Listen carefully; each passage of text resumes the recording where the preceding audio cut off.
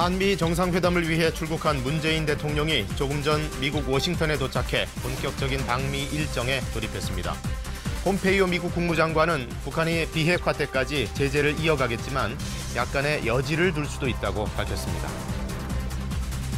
대한민국 임시정부 수립 100주년을 맞아 오늘 서울 여의도 공원 등지에서 기념 행사가 열립니다. 초대 임시의정원의 회의가 여야 원내대표단에 의해 어젯밤 재연됐습니다. 헌법재판소가 오늘 오후 헌법소원 심판을 열고 낙태죄에 대한 위헌 여부를 7년 만에 다시 결정 선고합니다. 우리나라 과학자를 포함한 국제연구진이 전파 망원경 8대를 연결해 이론으로 추정만 해온 블랙홀의 실제 모습과 크기, 무게를 실측하는 데 성공했습니다. 네, 북한과의 대화의 불씨가 되살아날지 오늘과 내일 중대 기로가 되겠습니다. 문재인 대통령이 트럼프 대통령과의 정상회담을 위해 약 40분 전쯤에 미 워싱턴에 도착을 했습니다. 북한의 비핵화와 미국의 보상 조치, 과연 어느 선에서 접점을 찾아야 할지 그 중재안을 제시할 것으로 보입니다. 우선 오늘은 폼페이오와 볼턴 등 백악관 참모들을 먼저 만납니다. 김지선 기자가 2부 첫 소식으로 보도합니다. 1박 3일 일정으로 미국 방문길에 오른 문 대통령이 조금 전 미국 워싱턴에 도착했습니다. 문 대통령의 첫 방미 일정은 북미 실무 협상을 담당했던 백악관 핵심 참모들과의 만남입니다. 오늘 밤 폼페이오 국무장관, 볼턴 국가안보보좌관, 펜스 부통령을 잇따라 만나는데 특히 볼턴 보좌관은 북한을 압박하는 목소리를 내고 있는 대표적인 대북 강경파로 꼽히는 인물입니다. If they're not willing to do it, then I think President Trump has been very clear they're not going to get relief from the crushing economic sanctions that have been imposed on them, and we'll look at ramping those sanctions up, in fact. 문 대통령은 이 자리에서 조속한 북미 대화 재개 필요성을 강조할 것으로 보입니다. 트럼프 대통령과의 정상회담은 우리 시간으로 내일 새벽에 열립니다. 문 대통령은 미국과 북한이 요구하는 비핵화 방법론의 중간 지점을 중재안으로 제시할 것으로 보입니다. 북미가 포괄적인 비핵화 시간표에 합의하되 북한의 비핵화 조치에 따라 부분적인 제재 완화 등 단계적으로 보상을 해주는 방안인데 트럼프 대통령이 이 중재안을 수용할지가 관건입니다. 문 대통령은 이번 회담에서 트럼프 대통령의 한국 방문을 요청하고 한미 정상회담 이후엔 남북 정상회담도 본격적으로 추진할 것으로 보입니다. 하노이 회담 결렬 뒤 한미, 남북 그리고 다시 북미 대화로 이어지는 선순환 구조로 비핵화 동력을 살릴 수 있을지는 이번 한미 정상 간 담판에 달려 있습니다. 워싱턴에서 KBS 뉴스 김지선입니다. 문재인 대통령과의 만남을 앞두고 미국 정부도 약간 유연한 자세를 선보이면서 군부를 지피고 있습니다. 이 폼페이오 국무장관이 그런 발언을 했습니다. 미 의회 청문회에서 말하기를 대북 제재와 관련해 여지를 좀 두고 싶다 이런 얘기를 했습니다. 여기서 여지라는 건 결국 풀어줄 건 좀 풀어주고 싶다는 뜻일 텐데 다만 확실한 진전이 있어야 한다는 전제 조건을 달았습니다. 워싱턴 김은규 특파원이 보도합니다. 미 상원 외교관계 청문회에서 폼페이오 국무장관이 대북 제재 약간의 여지를 두고 싶다고 말했습니다. 북한이 완전하고 검증 가능한 비핵화를 보여줄 때까지 제재 해제는 없다는데 동의하냐는 질문에 답변하면서입니다. I want to leave a little space there. From time to time, there are particular provisions that if we were making substantial progress, that one might think, yeah, that was the right thing to do to achieve. Sometimes it's visas. So I want to leave a little room. 약간의 여지를 두는 조건으로 실질적인 진전이 이루어지면이라는 단서를 붙였습니다.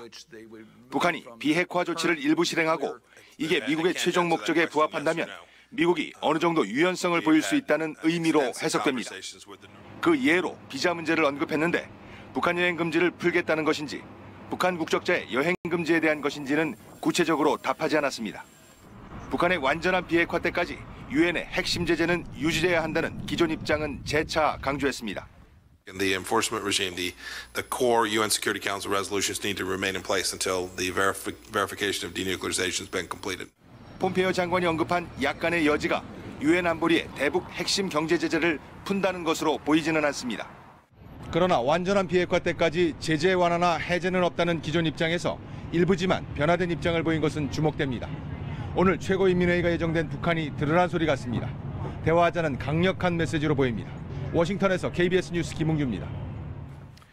김정은 북한 국무위원장은 북미 정상회담을 거론하며 제재로 우리를 굴복시킬 수 있다고 오판하는 적대 세력들에게 심각한 타격을 주어야 한다 이렇게 말했습니다. 조선중앙통신은 김정은 위원장이 어제 노동당 중앙위원회 제7기 4차 전원회의에서 이같이 발언했다고 밝혔습니다. 통신은 또 김 위원장이 이 회의 자리에서 자력갱생의 기치를 높이고 사회주의 건설을 더욱 줄기차게 전진시켜 나가자는 강조를 했다고 전했습니다. 국회에서는 어제 또다시 인사청문회가 뜨거운 쟁점을 낳았습니다. 이번엔 이미선 헌법재판관 후보였습니다.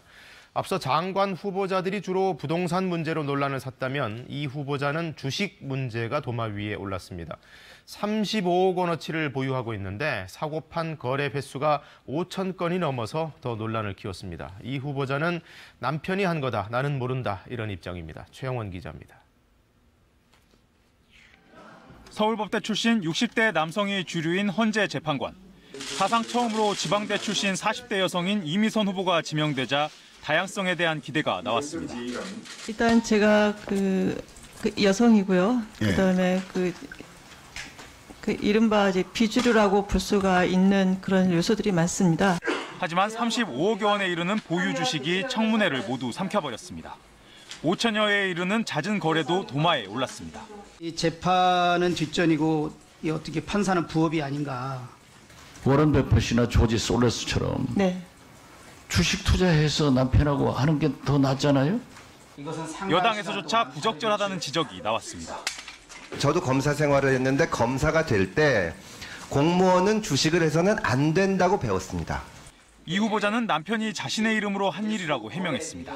재판 업무에 매진하면서 재산 문제를 이제 전적으로 배우자에게 맡겼습니다. 그 종목 선정과 그 수량 선정은 이제 배우자가 다. 하지만 해명이 오히려 논란을 키웠습니다. 적어도 남편이 그런 행위를 하더라도 부인이 법관으로 있으면서 차명이든 어떻든 그 명의를 쓰게끔 하면 안 된다. 결국 이 후보자는 국민 눈높이에 맞지 않은 부분이 있었다며 몸을 낮췄습니다. 네, 만약에 제가 재판관으로 임명이 된다면 그 주식을 조건 없이 처분하도록 하겠습니다. 야당은 이 후보자를 임명하는 것은 의회와의 전면전을 선포하는 것이라며 청와대의 지명 철회를 요구했습니다. 청와대가 이 후보자를 최종 임명할 경우 여야 간 대립은 더욱 격화될 것으로 보입니다. KBS 뉴스 최영원입니다.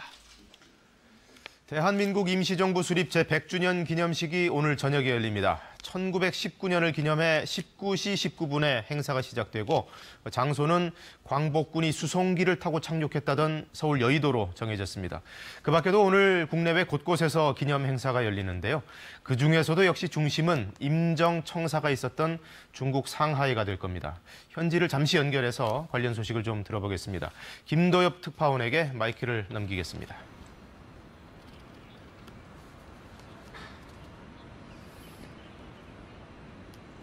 네, 여기는 상하이 스튜디오입니다. 100년 전 오늘 이곳 상하이에선 국민이 주인되는 나라임을 헌법에 새겨 넣었던 대한민국 임시정부가 세워졌습니다.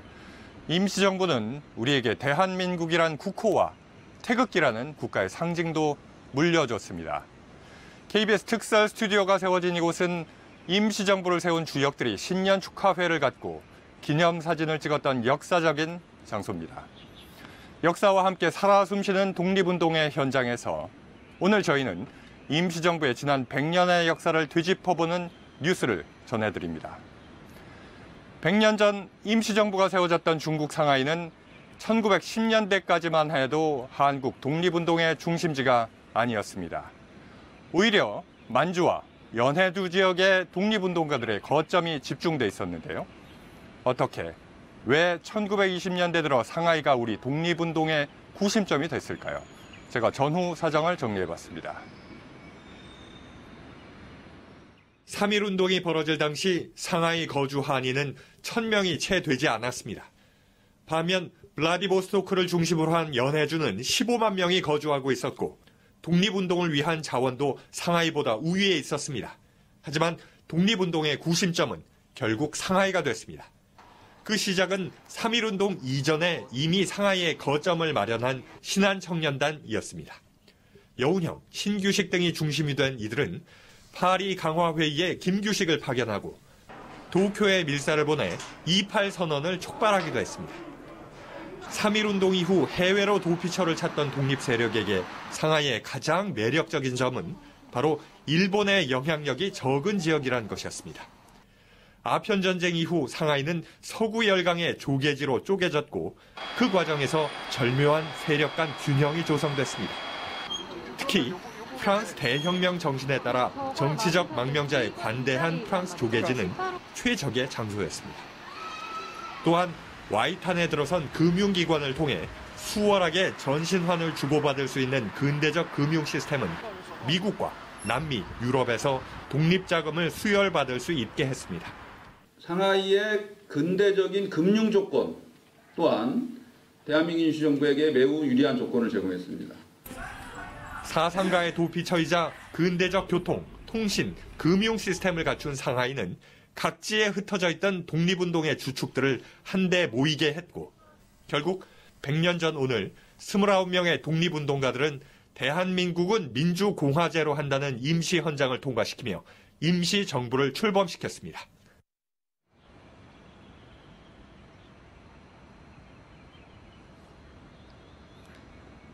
네, 이렇게 상하이에서 설립된 임시정부는 출범 초기 무장투쟁보다는 외교적인 활동을 통해 독립운동을 모색했지만 여러 한계에 직면하게 됩니다. 1932년 윤봉길 의사의 의거로 전환기를 맞게 되지만 그에 따른 후폭풍을 맞게 되는데요. 상하이에서 충칭까지 27년간 이어진 망명정부 고난의 유랑길을 안양봉 특파원이 돌아봤습니다. 우리 민족 최초의 민주공화 정부, 상하이 임시정부 초대 국무총리는 이승만 박사, 문지기를 자치했던 김구 선생은 경무국장을 맡습니다. 윤봉길 여사의 의거로 독립 의지를 크게 알립니다. 이후 일제의 보복을 피해 거점을 저장성 항저우로 옮기고 이곳에서 군사 인재를 양성해 무장투쟁 기반을 조성합니다.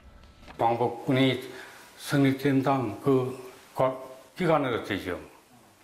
그래서 이건 이제 한국 독립운동사에서 그 가장 중요한 사건이 하나라고 할 수 있습니다. 항저우 밖 지하층에서 피난 생활을 이어간 김구 선생은 이때 항일투쟁의 큰 그림을 완성합니다. 他在这里呢写下了许多纲领性的文件，就利用这段时间呢，也考虑了韩国临时政府以后的发展方向。 이후 창사, 광저우, 다시 류저우로 긴 망명투쟁을 이어간 임시정부는 마침내 충칭에서 전성기를 맞이합니다. 한국 광복군이 출범하고 지청천 장군이 총사령관을 맡습니다. 1942년 김은봉 선생의 조선의용대가 결합하고 45년엔 병력이 1000여 명으로 불어납니다. 使得临时政府成为一个名实相符的流亡政府，法西斯的斗争呢做出过重要的贡献。 이제 남은 건 서울 진격. 한국 광복군은 미군 OSS의 도움을 받아 이 암벽을 타고 오르내리는 훈련을 했습니다.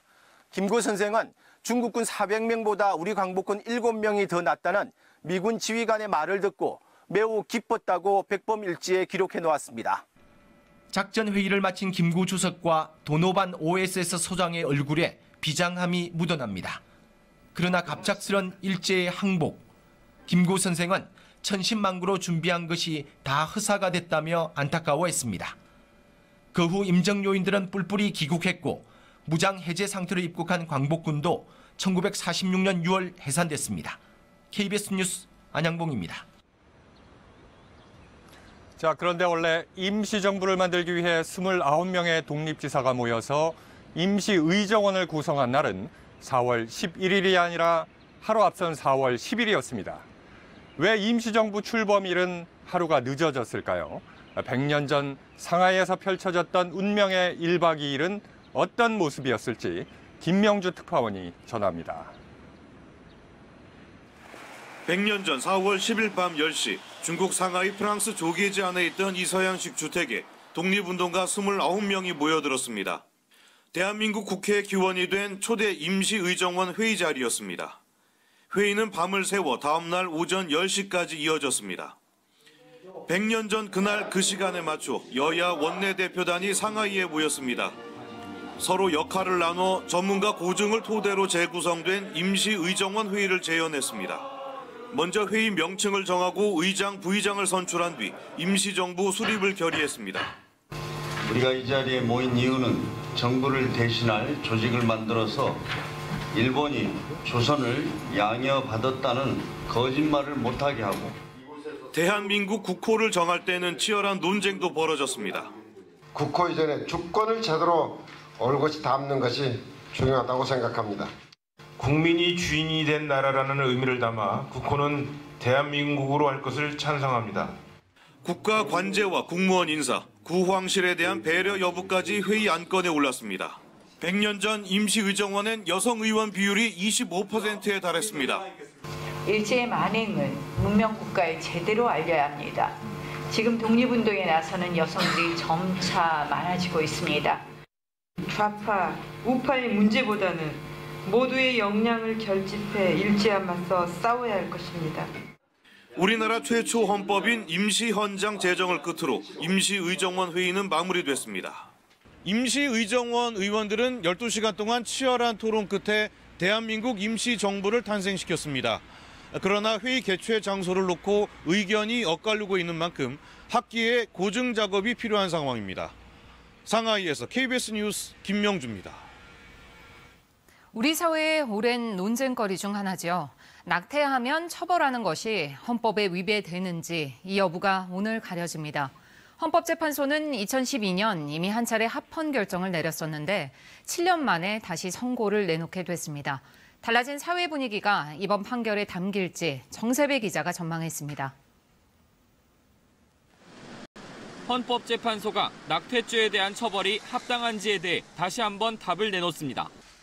헌재는 오늘 오후 2시 9명의 재판관 전원이 참석한 가운데 낙태죄에 대한 헌법 소원 심판을 엽니다.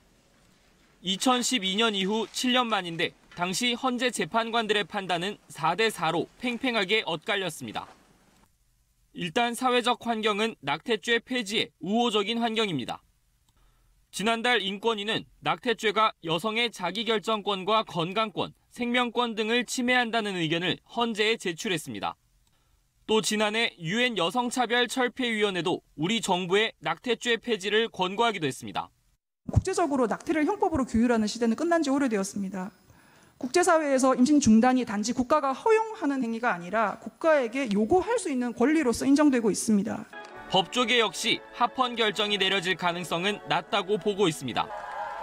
다만 법 공백이나 사회적 후폭풍을 고려해 헌법 불합치나 한정위원 등이 내려질 것이라고 전망하고 있습니다. 실제로 법무부 역시 지난해 공개 변론에서 낙태를 원천적으로는 금지하되 예외적 허용 범위를 넓히는 방향으로 재검토 여지가 있다는 뜻을 내비쳤습니다. 개별적인 허용 사유의 범위 이런 점과 관련해서는 저는 입법적으로는 재검토할 여지가 있다고 생각을 합니다. 만약 실제로 헌법 불합치 결정이 날 경우 앞으로 국회와 시민사회를 중심으로 한 후속 입법 절차가 활발하게 이루어질 것으로 보입니다. KBS 뉴스 정세배입니다. 빛까지 빨아들이는 강력한 중력 탓에 인류 역사상 블랙홀을 본 사람은 아무도 없었습니다. 그저 상상만 했던 블랙홀의 실체가 처음으로 관측됐습니다. 우리나라 천문학자를 포함한 국제연구진 수백 명이 수년에 걸려서 블랙홀의 크기, 무게 등을 알아내는 데 성공했습니다. 과학계의 대발견을 정하영 기자가 보도합니다. 지구에서 5,500만 광년 떨어진 은하 M87의 중심부. 도넛 모양의 노란 빛 가운데 검은 원형이 모습을 드러냅니다. 태양 질량의 65억 배의 무게, 지름 160억 킬로미터에 달하는 초대형 블랙홀입니다. 국제연구진이 이론으로 추정만 해온 블랙홀의 실제 모습과 크기, 무게를 실측하는 데 성공했습니다. And this is the strongest evidence that we have to date for the existence of black holes. And it is also consistent, the shape of this shadow, to the precision of our measurements with Einstein's predictions. 빛마저 빨아들이는 강한 중력 탓에 인류는 그동안 블랙홀을 제대로 볼 수 없었습니다. 이번 촬영 역시 블랙홀 본체가 아니라 경계면인 사건의 지평선 주위에 맴도는 빛을 통해 블랙홀의 윤곽을 관측한 겁니다. 사상 첫 블랙홀 관측을 위해 세계 각지의 전파 망원경 8대를 연결해 지구 크기 규모의 거대 가상 망원경을 만들었습니다. 미국의 허블 천체 망원경보다 1000배 이상의 해상도를 확보한 셈입니다. And we now have an entirely new way of studying general relativity in black holes that we never had before. And as with all great discoveries, this is just the beginning. 우리 과학자들을 포함해 전 세계 200여 명의 천문학자가 참여한 이번 연구 결과는 7개 국가에서 동시 생중계로 발표됐습니다. 아인슈타인의 일반 상대성 이론을 100여 년 만에 입증하면서 우주 형성과 진화의 비밀을 여는데 한 발짝 더 다가서게 됐습니다. KBS 뉴스 정아연입니다. 마약 혐의로 구속된 남양유업 창업주의 외손녀가 경찰 조사 과정에서 가수 박유천 씨를 언급한 것으로 알려지면서 박 씨가 펄쩍 뛰고 나섰습니다. 아는 사이는 맞는데 마약을 같이 한 건 아니다. 그녀가 마약을 한다는 것 자체를 몰랐다. 이렇게 해명했습니다. 오현태 기자가 보도합니다. 박유천 씨가 자신을 둘러싼 소문과 관련해 기자회견을 자청했습니다. 박 씨는 황하나 씨가 경찰에서 마약 공범으로 자신을 지목한 걸 직접 쓴 입장문으로 반박했습니다. 마약을 한 적도 없고 권유한 적은 더더욱 없습니다. 박 씨는 지난해 초 황 씨와 결별 후 협박을 받아왔다고 주장했습니다.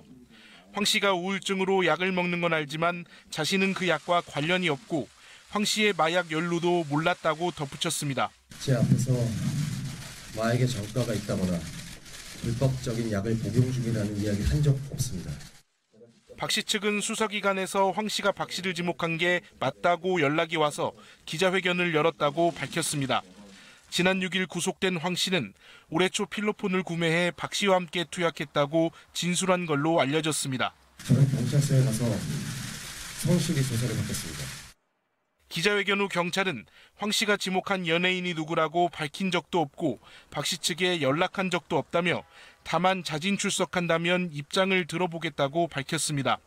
이에 대해 박 씨 측은 경찰이 먼저 연락을 한 게 맞다고 주장했습니다. 저희는 받았고 저희는 받은 거고 지금 조사 날짜도 잡고 있거든요. 왜 경찰에서 이렇게 하는지 모르겠어요, 저도. 박 씨 측은 이번 주는 어렵고 다음 주 초쯤 조사를 받게 될 거라고 밝혔습니다. KBS 뉴스 오현태입니다.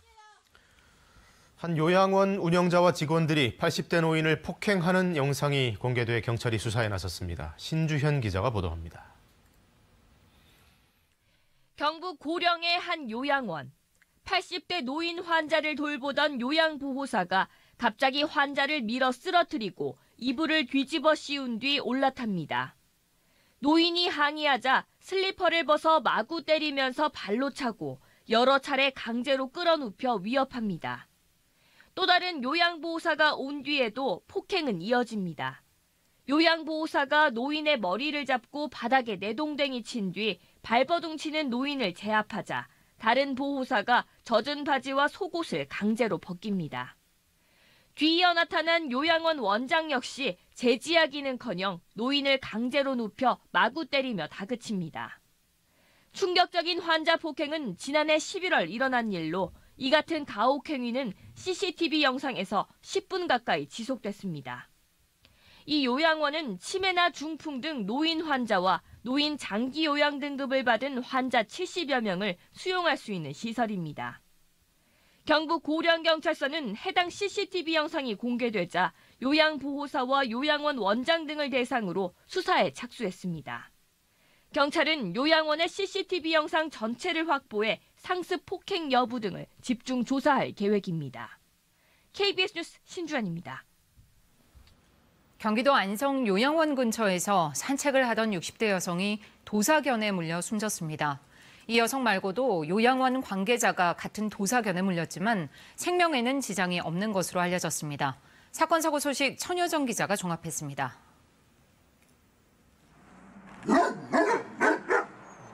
산책하던 62살 여성 A씨가 사육장을 뛰쳐나온 도사견에 물려 숨졌습니다.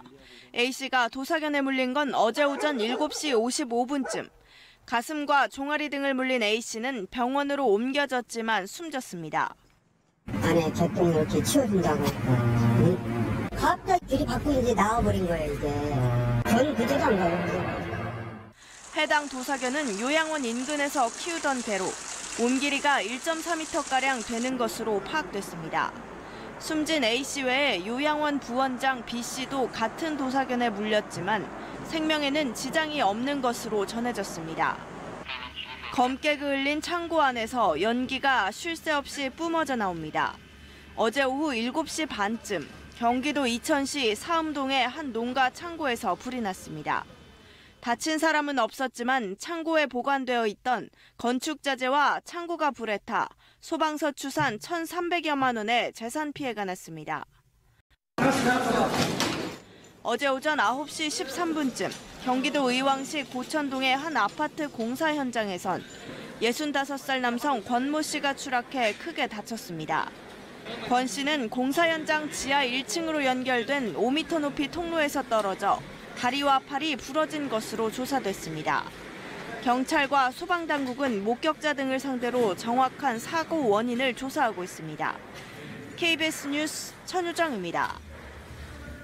미국의 중앙은행격인 연준이 위원들 만장일치로 기준금리를 이대로 유지하겠다고 결정했습니다. 하지만 일부 위원들은 올 하반기 시장 상황을 보고 금리를 인상할 수도 있다. 이렇게 가능성을 열어놓아서 그 시기와 가능성에 대한 여러 분석이 나오고 있습니다. 뉴욕에서 김철우 특파원의 보도입니다. 연준 위원들이 통화정책에 인내심을 갖겠다는 입장을 유지했다. 미 연준은 연방공개시장위원회 의사록을 공개하며 위원들이 만장일치로 기준금리 유지 입장을 밝혔다고 전했습니다. 하지만 일부 위원들이 경제지표가 좋아지면 올 하반기 금리를 인상하는 것이 적절할 수 있다는 입장을 언급했다는 점도 공표했습니다. 지난달 연준은 금리 동결을 발표하면서 위원들의 향후 금리 전망을 담은 점도표를 통해 올해 금리를 올리지 않을 것임을 시사했습니다. 트럼프 대통령은 지난주 연준이 경제활동을 둔화시켰다며 양적 완화로 가야 한다고 압박했습니다. Well, I personally think the Fed should drop rates. I think they really slowed us down. 이런 상황에서 연준이 공개한 의사록에 금리 인상 가능성을 담은 것에 대해 시장은 촉각을 곤두세우고 있습니다. 전문가들은 세계 경제 성장에 부정적 영향을 줬던 미중 간 무역 갈등이 해결될 상황에 대비해 연준이 금리를 움직일 가능성을 열어놓은 것으로 분석했습니다. Growth will be slower than last year, but will pick up. Inflation, depressed by falling energy prices, will move back up to the 2% target. 미 연준은 탄탄한 경제 지표를 근거로 지난해 4차례 금리를 올렸지만 올 들어 통화 정책의 인내심을 강조하며 금리를 동결했습니다. 뉴욕에서 KBS 뉴스 김철우입니다. 오늘 아침 쌀쌀합니다. 내륙과 산간 지역을 중심으로 기온이 영하로 뚝 떨어졌는데요. 대관령의 오늘 아침 최저 기온 영하 5도, 서울은 4.3도로 출발하고 있습니다. 하지만 낮 기온 크게 오르겠습니다. 서울의 한낮 기온 16도까지 올라서 어제보다 6도 정도 높겠고요. 대부분 지역의 기온이 어제보다 4도에서 6도가량 높은 기온 분포를 보이겠습니다. 내일부터는 평년 수준 기온을 회복하겠습니다. 내일과 모레 서울의 한낮 기온은 17도까지 오르겠습니다. 곳곳에 안개가 무척 짙게 끼어 있는데요. 임실의 가시거리 70m, 동두천과 이천은 80m 보이고 있습니다. 안전운전 하셔야겠고 오늘 가끔 구름이 지나는 가운데 오후부터 밤 사이 강원 영서와 경북 지역에 빗방울이 떨어지겠습니다. 미세먼지 농도 양호하겠습니다. 날씨였습니다. 네, 봄을 노래했던 가수 로이킴이 어제 경찰에서 조사를 받았습니다. 가수 승리, 정준영과 같이 단톡방에 있었고 거기서 뭔가 음란물을 유포, 공유한 혐의를 받고 있습니다. 이 로이킴을 끝으로 경찰의 연예인들에 대한 릴레이식 소환 조사는 사실상 마무리 단계에 들어갔습니다. 김혜주 기자입니다. 음란물 유포 혐의를 받고 있는 가수 로이킴이 4시간 넘는 경찰 조사를 마치고 나왔습니다. 음란물 유포 왜 하셨습니까? 앞서 로이킴은 경찰에 출석하면서 팬과 가족, 국민들에게 심려를 끼쳐 죄송하다고 사과했습니다. 로이킴 출석으로 연예인 카톡방에서 음란물과 불법 촬영물 유포 등으로 경찰 조사를 받은 연예인은 모두 7명으로 늘었습니다. 가수 정준영 씨와 승리, 최종훈 씨는 불법 촬영물 유포 혐의, 에디킴, 로이킴은 음란물 유포 혐의를 받고 있습니다. 가수 정준영 씨는 구속 송치됐고 로이킴을 포함한 4명은 불구속 상태로 경찰 조사를 받았습니다. 이외에 군에 입대해 있는 가수 용준영 씨와 이종현 씨도 참고인 신분으로 경찰 조사를 받았습니다. 경찰은 관계자 추가 소환 조사 없이 연예인 대화방 음란물 유포 수사를 조만간 마무리할 것으로 보입니다. 이제 남은 건 연예인과 경찰 간 유착 정황. 경찰은 유착의 핵심으로 지목된 윤모 총경과 유인석 유리홀딩스 대표가 6차례 식사하고 2차례 골프를 친 사실을 확인했습니다. 또 골프 비용을 낸 사람이 유 대표라는 진술도 확보했습니다. 경찰은 윤 총경과 유 대표의 지출 내역을 분석해 윤 총경에게 청탁금지법 위반 혐의를 적용할 방침입니다. KBS 뉴스 김혜주입니다. 일본 후쿠시마 원전 사고 이후 혹시라도 오염된 일본 수산물이 국내에 들어오는 것 아니냐 불안해하신 분들이 많습니다. 그래서 정부가 사고 인근 해역의 수산물 수입을 전면 금지해 왔는데 일본이 그 빗장을 풀어달라고 국제기구에 제소를 한 바 있습니다. 그 결과가 오늘 밤에 나올 가능성이 있습니다. 박대기 기자가 보도합니다. 후쿠시마 사고 이후 수산시장에서 일본산을 찾기는 쉽지 않습니다. 도미 등 일부 품목이 팔리지만 인기는 전과 같지 않습니다. 전혀 안 삽니다. 그때 그 사건이 끝까지 어떤 영향이 있을 거라고 생각합니다. 시민들이 불안감을 호소하면서 2013년 정부는 후쿠시마 인근 8개 연의 수산물 수입을 전면 금지했습니다. 또 일본산 식품에서 방사성 세슘이 미량이라도 있으면 관련 물질 17종에 대한 검사도 의무화했습니다. 일본산 식품을 규제하는 곳은 51개 나라에 이르고 이 가운데 우리 규제가 가장 강력하다는 것이 정부 입장입니다. 일본은 규제가 부당하다며 4년 전 WTO에 제소했습니다. 지난해 1심에서 WTO는 일본 손을 들어줬습니다. 우리나라는 이에 상소했고 오늘 자정쯤 최종 결과가 나옵니다. 1심 결과가 2심에서 뒤집히는 경우는 드뭅니다. 상소에서 지더라도 수입이 재개될 때까지 15달의 유예기간이 있습니다. 이 기간 동안 대책을 마련해야 할 것으로 보입니다. 1심대로라면 8개연 수산물 가운데 28종에 대해 수입을 허용해야 합니다.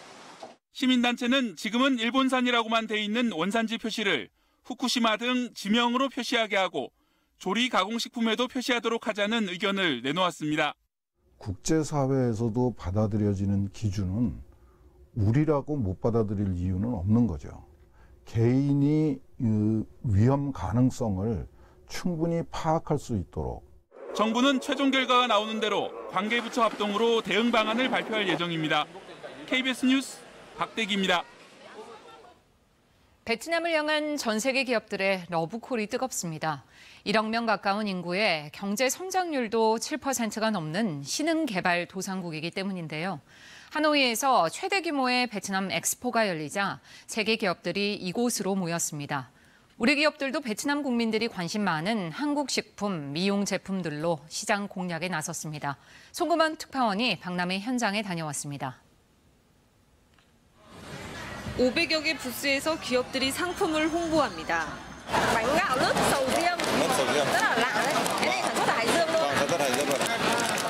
베트남에서 새로운 유통 활로를 찾으려는 사람들로 박람 회장은 발 디딜 틈이 없습니다.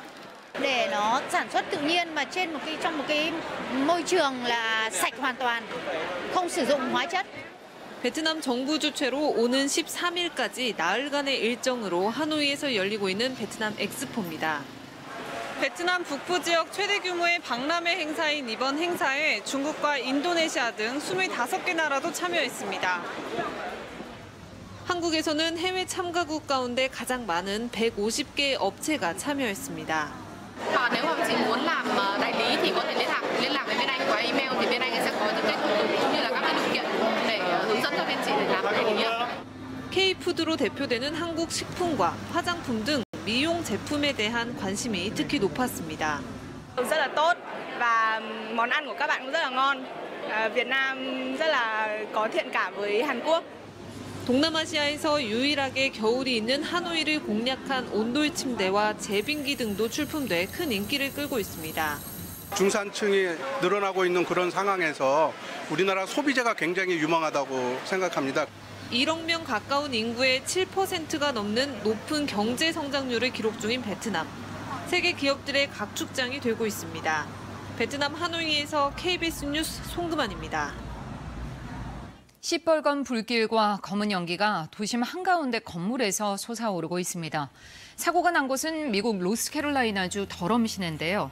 현지 시간 10일 가스 누출로 추정되는 폭발 사고로 1920년대 지어진 빌딩 일부가 무너졌습니다.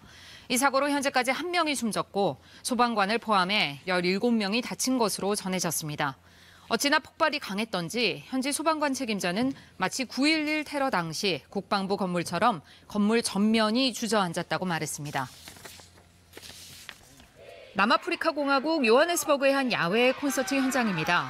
DJ를 외치는 관중들의 환호 속에 이 등장한 주인공은 6살 꼬마인데요. 능숙한 손놀림으로 파티 음악을 이른바 믹싱하는 소녀는 남아공 최연소 DJ입니다. 오라틸웨 흐롱와네라는 이름의 이 소녀는 생후 8개월 시절부터 음악을 즐기기 시작했다고 하는데요. DJ 아치라는 예명까지 만든 이 소녀는 이제 남아공을 떠나 스페인과 사우디아라비아 등 여러 나라에서 활동하기 위한 계약도 맺었습니다. 의사가 안과용 현미경으로 한 여성의 눈을 들여다보고 있습니다. 이 여성은 최근 매년 열리는 무덤을 닦는 축제 기간에 조상의 묘소를 참배한 뒤부터 두 눈에 심한 통증을 호소해 병원을 찾았습니다. 정밀 검사 결과 한쪽 눈에서 길이 0.3에서 0.4cm인 벌 4마리가 발견됐고 한 마리씩 모두 뽑아냈습니다.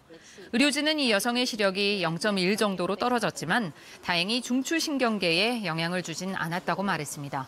지금 세계는입니다. 요즘 미국 영화들을 보면 트럼프 대통령 시대 정치 현실을 꼬집는 작품들이 자주 등장을 합니다. 이번 주에도 화제작 한 편이 개봉했다는데요. 미국을 비판하는 미국의 영화들, 송형국 영화평론가 겸 기자가 소개해드립니다. 부시 정부 부통령 딕 체니의 일대기를 다룬 영화입니다. 이라크전을 주도한 정권 실세, 미국 역사상 가장 강력한 권한을 행사한 부통령으로 꼽히지만 그 막후는 잘 알려지지 않았습니다. 충실한 취재를 바탕으로 미국이 공화당 집권기마다 전쟁을 비롯한 대외 갈등을 유발하며 내부 권력을 다져왔음을 꼬집습니다. 트럼프 대통령의 언행을 떠올리게 하는 설정들이 신랄합니다. But as president, I must put the interests of America first. National crusade to make America great again. 이를 통해 영화는 미국 역사에 반복되는 권력의 부조리를 예리하게 짚습니다. I think that's always got to be the goal of any film, isn't it? Is conversation. You know, just opening up conversation, is questions, moments of devastation, moments of joy. 트럼프 대통령이 자신을 비난하는 언론을 무조건 가짜뉴스라고 몰아붙이자 스티븐 스필버그 감독은 지난해 닉슨 시대를 배경으로 한 영화를 긴급 제작해 정권의 언론 통제를 대놓고 비판했습니다. 최근 개봉한 공포영화 어스는 마치 데칼코마니처럼 펼쳐지는 인물 구성을 통해 미국 자신을 돌아볼 것을 섬뜩한 방식으로 주문합니다. 또 정치적 소신 발언으로 미국 젊은이들의 우상으로 떠오른 미 연방대법관 루스 베이더 긴즈버그의 다큐멘터리가 화제를 낳는 등 트럼프 시대를 성찰하는 미국 영화의 목소리가 커지고 있습니다. KBS 뉴스 송영국입니다.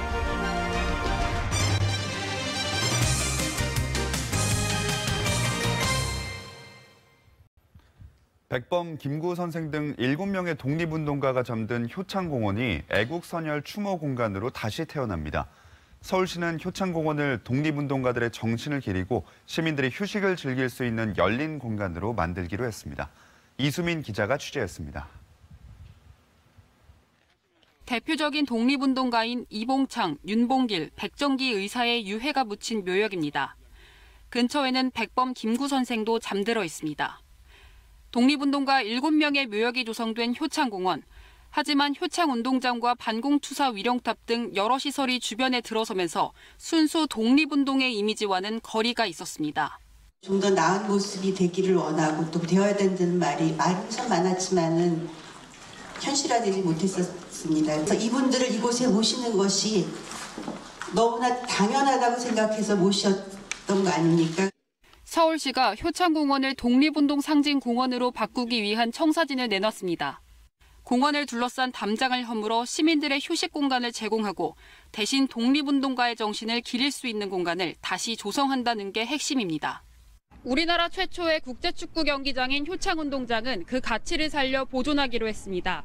대신 효창운동장에도 따로 독립운동가 기념 공간을 조성할 계획입니다. 이봉창 의사 기념관과 손기정 체육공원도 내년 중 새로 만들어지거나 재단장됩니다. 앞으로 효창공원은 독립운동의 뜻을 기리고 미래 세대가 뛰노는 새로운 명소가 될 것이라고 확신합니다. 서울시는 전문가들과 시민들이 참여하는 효창독립 100년 포럼에서 최종 계획안을 확정한 뒤 앞으로 5년 뒤 공원 재조성 사업을 끝내기로 했습니다. KBS 뉴스 이수민입니다. 정부가 용산 미군기지터를 국가공원으로 조성하기 위한 구체적인 계획 마련에 나섰습니다. 지난해 말부터 시민들에게 제한적으로 문을 열고 있지만 완전 개방까지는 넘어야 할 산이 많습니다. 이슬기 기자가 취재했습니다.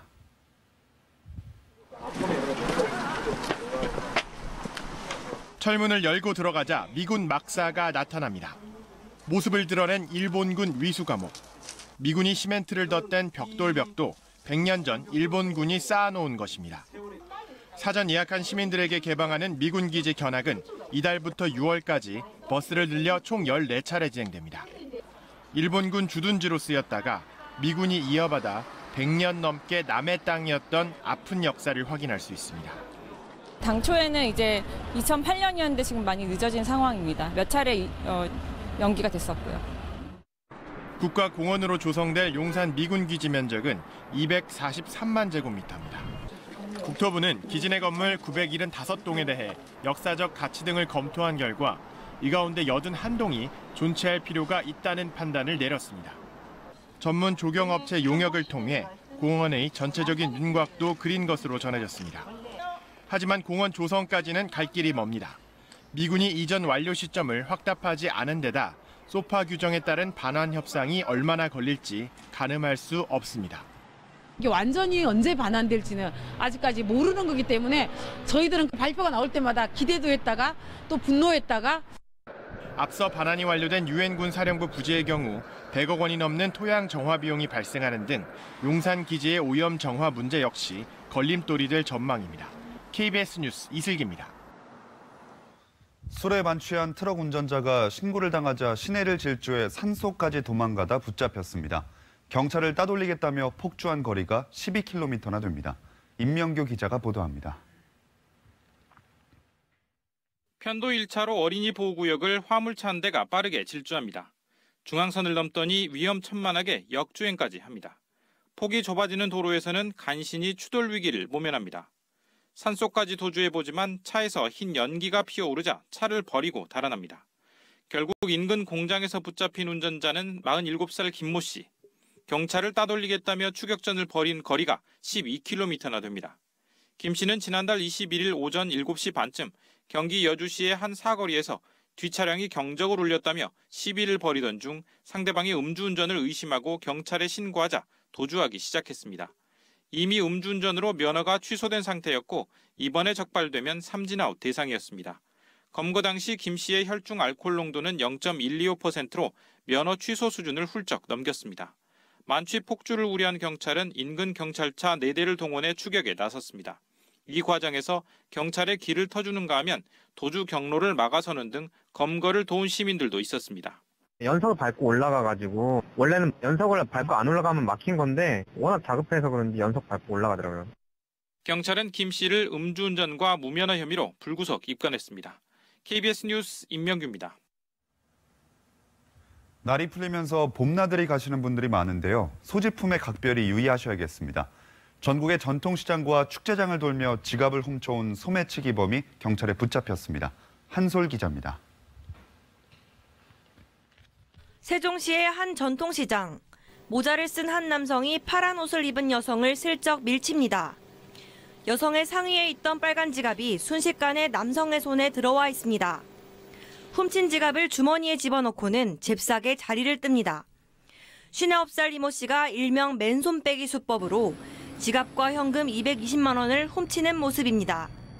이 씨는 장날이나 축제 등 인파가 붐비거나 혼잡한 곳을 골라 지갑을 훔쳐 현금을 꺼낸 뒤 인근 쓰레기 더미에 버리는 수법을 썼습니다. 아기 엄마나 중장년층 등 경계가 소홀하다 싶은 여성은 어김없이 범행의 표적이 됐습니다. 나는 소매치기가 이렇게 가방을 찢고 가는 걸로 알지 그렇게 내가는 것을 생각도 안 했어. 지갑이 빠지는 느낌 같은 건 있으셨어요? 몰랐지. 느낌이 무슨 느낌이. 경찰 조사 결과 이 씨는 올 초부터 지난달까지 충남과 경남 등 지역 축제장과 시장을 돌며 9차례에 걸쳐 500여만 원 어치의 금품을 훔쳤습니다. 비슷한 범죄로 실형을 살았던 이 씨는 출소 9년 만에 또다시 범행을 저질렀다 덜미가 잡혔습니다. 순식간에 이루어지는 범행이기 때문에 일단 범행 대상이 되지 않으려면 가방을 앞으로 메거나 현금을 최소화해서. 경찰은 상습절도 혐의로 이 씨를 구속하고 여죄를 조사하고 있습니다. KBS 뉴스 한솔입니다. 이 시각 현재 출근길 교통 상황 알아보겠습니다. 서울경찰청입니다. 안녕하십니까. 목요일 아침 교통정보입니다. 오늘 아침도 활짝 핀 벚꽃처럼 밝고 고운 마음으로 하루를 시작하시기 바라며 여의도 일대 봄꽃 축제로 인한 통제 구간도 미리 확인해 두시기 바랍니다. 지금 시각 여의도 일대 출근길 아직은 전반적으로 수월한 모습 보이는 가운데 운전 중에 벚꽃 구경으로 안전운전이 염려될 정도입니다. 응봉로 응봉교에서 성수대교 이전까지 간간히 더딘 운행으로 어제보단 덜 힘겨운 편이며 원주로 도심안 쪽 내곡나들목과 매봉터널 사거리 등에서 지체와 정체입니다. 도봉로 삼양동 입구 사거리에서 미아 사거리 사이 더딘 운행되고 있으며 그 밖에 서울 외곽순환도로 남양주에서 강일나들목 지날 때까지 밀리고 있습니다.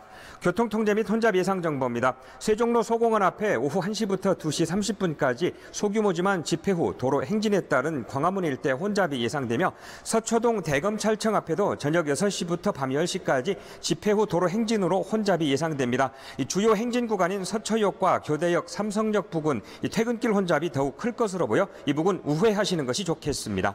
교통정보였습니다.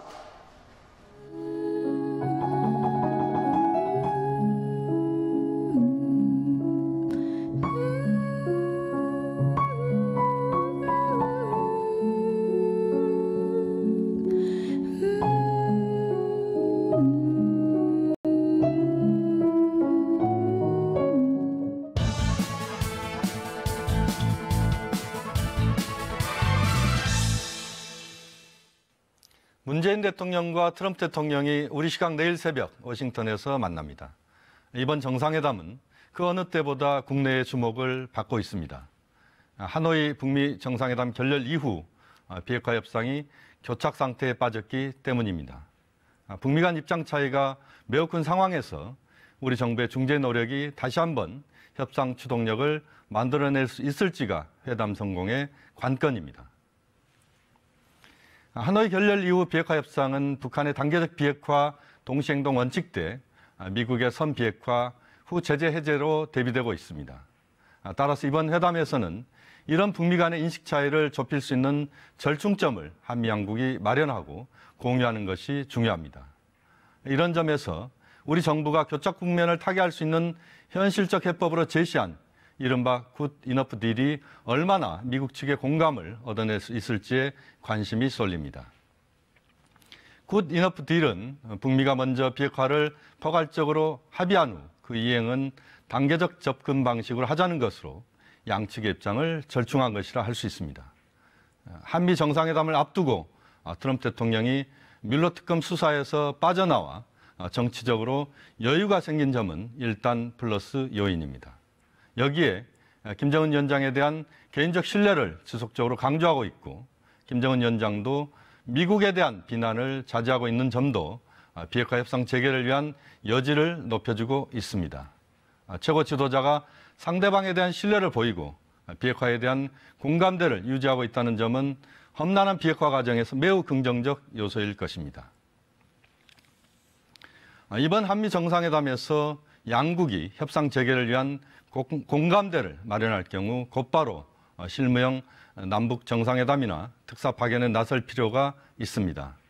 김정은 위원장의 서울 답방이 당장 실현되기 어려운 조건에서 빠른 시간 내 한미 정상회담의 결과를 남북 정상이 공유해야 합니다.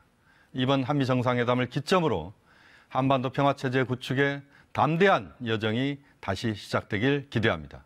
뉴스 해설이었습니다. 한미 정상회담을 위해 출국한 문재인 대통령이 1시간여 전 미국 워싱턴에 도착해 본격적인 일정에 돌입했습니다. 폼페이오 미 국무장관은 북한의 비핵화태까지 제재를 이어가겠지만 약간의 여지를 둘 수도 있다고 밝혔습니다. 대한민국 임시정부 수립 100주년을 맞아 오늘 서울 여의도 공원 등지에서 기념 행사가 열립니다. 초대 임시의정원회 회의가 여야 원내대표단에 의해 어젯밤 재연됐습니다. 헌법재판소가 오늘 오후 헌법소원 심판을 열고 낙태죄에 대한 위헌 여부를 7년 만에 다시 선고합니다. 우리나라 과학자를 포함한 국제연구진이 전파 망원경 8대를 연결해 이론으로 추정만 해온 블랙홀의 실제 모습과 크기, 무게를 실측하는 데 성공했습니다.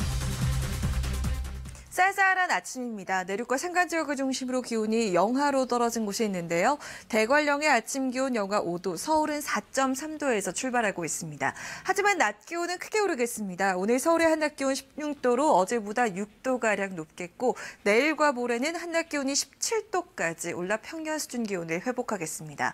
곳곳에 안개가 무척 짙게 끼어 있습니다. 교통안전 주의하셔야겠고요. 오늘 가끔 구름이 지나는 가운데 오후부터 밤 사이 강원 영서와 경북 북부 지역에 빗방울이 떨어지겠습니다. 미세먼지 농도는 좋음에서 보통 수준 되겠습니다. 현재 기온은 서울 4.5도, 대구 6.7도고요. 한낮 기온은 강릉 13도, 춘천과 전주 15도, 서울과 대구 16도 예상됩니다. 물결은 제주 해상과 남해상, 동해상을 중심으로 최고 3m로 높게 일겠습니다. 내셨습니다. 네, 오늘 뉴스 광장은 여기서 마치겠습니다. 시청해주셔서 고맙습니다.